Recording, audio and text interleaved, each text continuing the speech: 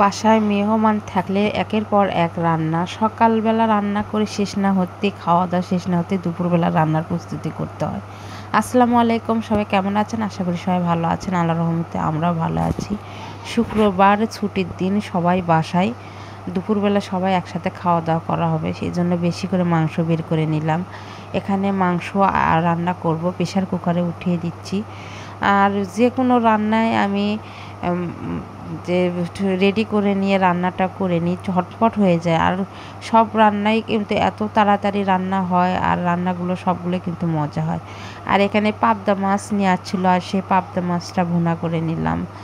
যাই হোক, আজকে গরু মাংস হলে কিন্তু বেশি কিছু রান্না না করলেও হয়।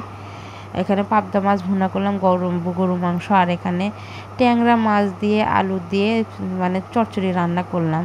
আমার পরিবারে কিন্তু সবাই আবার চচ্চড়িটা বেশি পছন্দ করে। আর এখানে কিন্তু একটু সাদা পোলাও রান্না করে নিলাম। সাদা পোলাওটা রান্না করলাম, আবার এর মধ্যেও দেখা যায় যে কেউ হয়তো খাবে, আবার কেউ হয়তো ভাত খাবে, এই রকম একটা থাকে। সবাই ভালো থাকবেন, আল্লাহ হাফেজ।